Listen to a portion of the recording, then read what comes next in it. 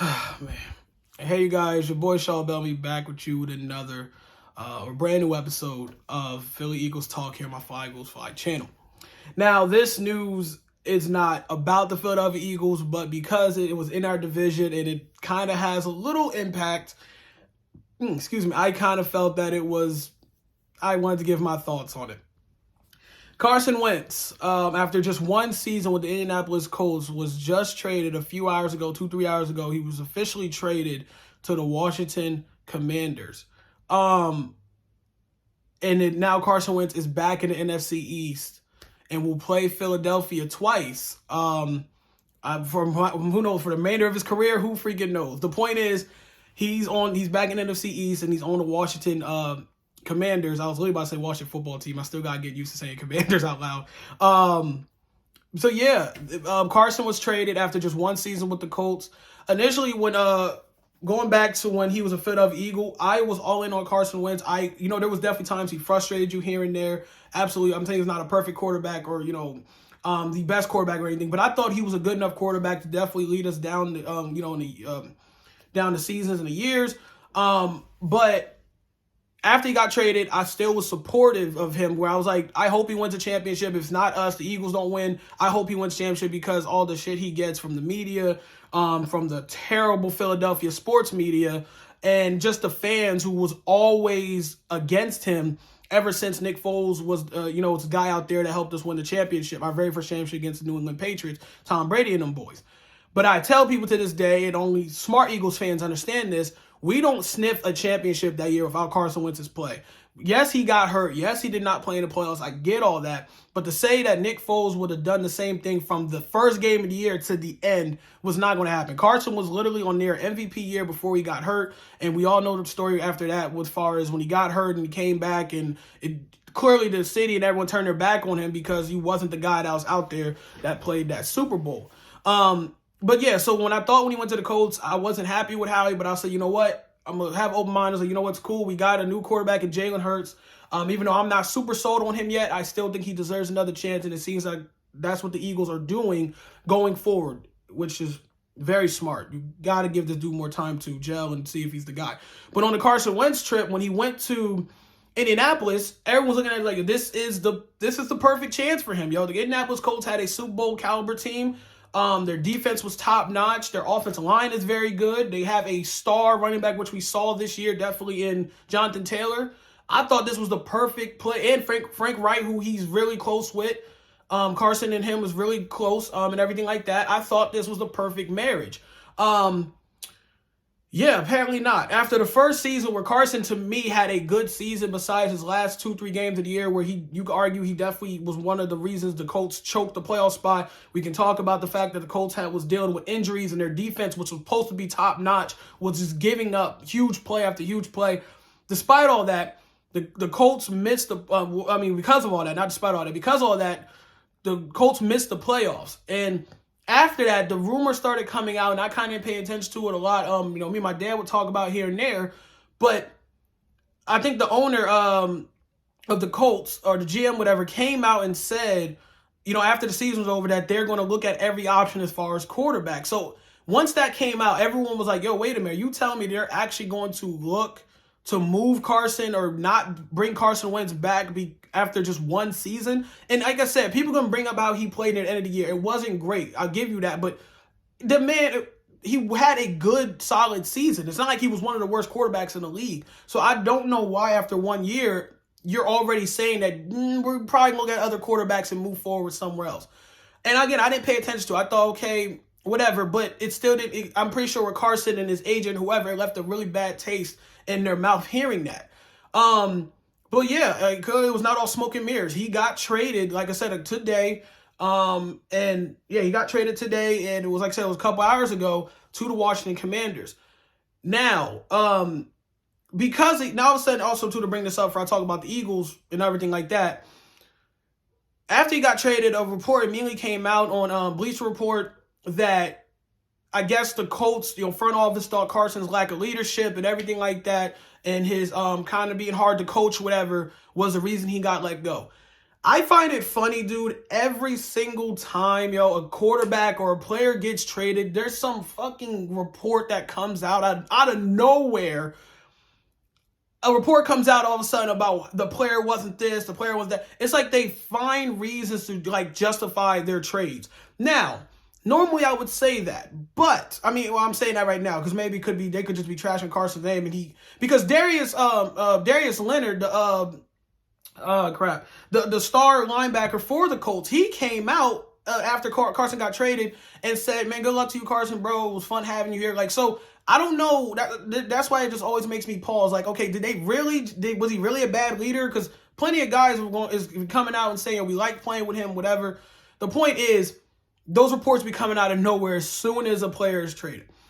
But if you are, if I'm going to be objective, this is not a good look for Carson, bro. At this point, you can argue two things. One, he's a journeyman at this point. Like, he's literally been on, this is his third team in the last 2 years, whatever, that he's been 2-3 years now since he's been let go. Philadelphia, then Indianapolis, and now Washington.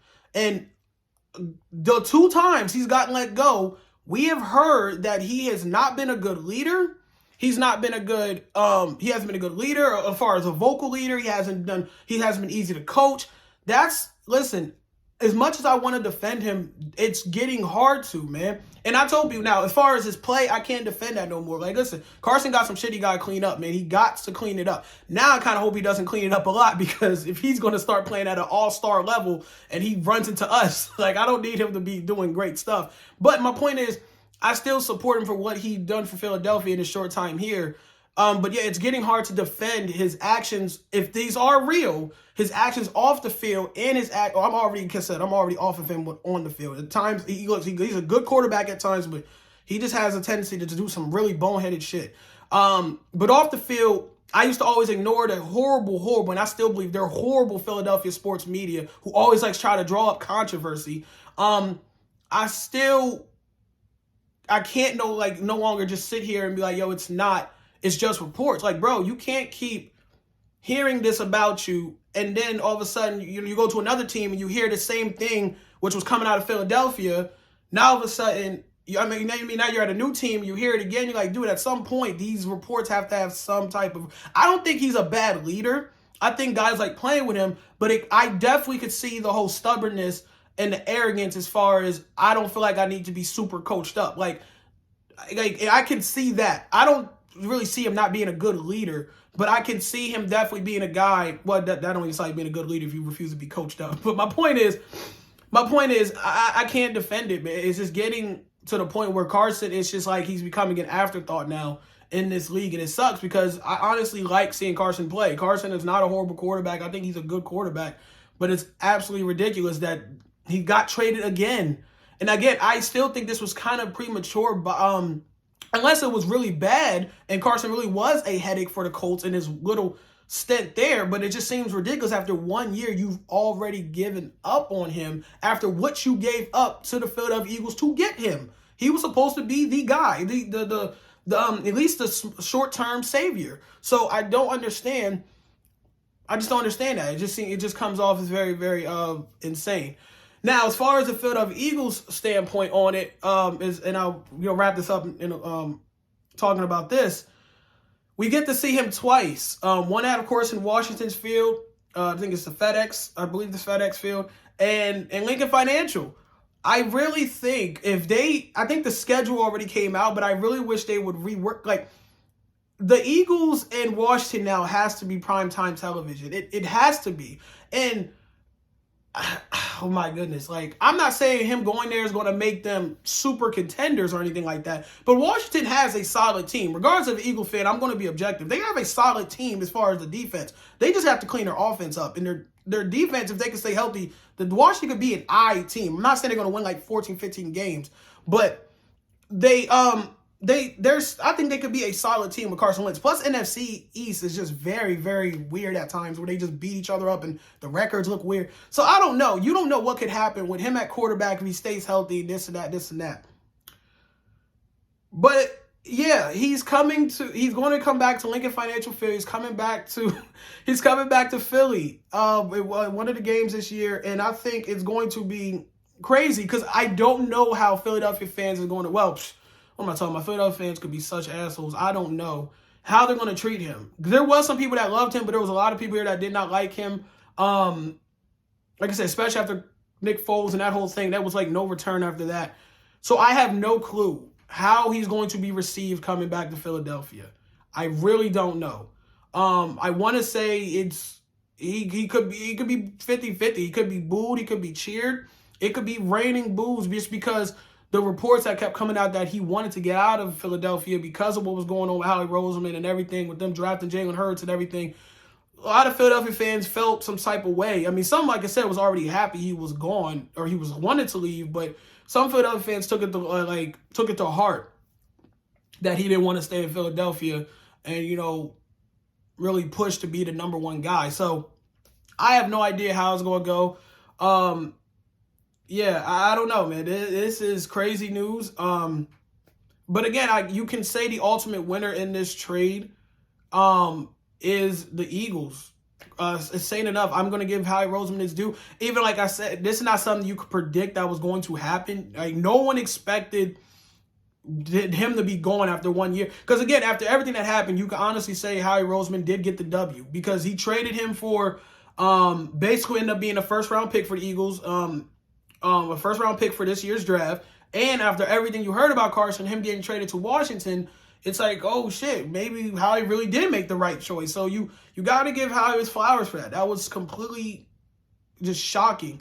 As far as Washington is concerned, like I said, I think they're an okay, the solid, average, the okay team. And getting him, it doesn't really push the needle or anything. But I don't. What's going to happen with Taylor Heineke? I thought Taylor Heineke was their guy.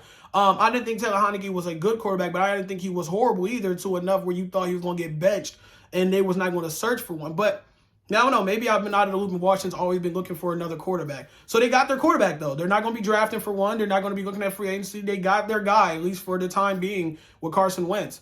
And I would say the ultimate loser in this is definitely Indianapolis. I'm sorry.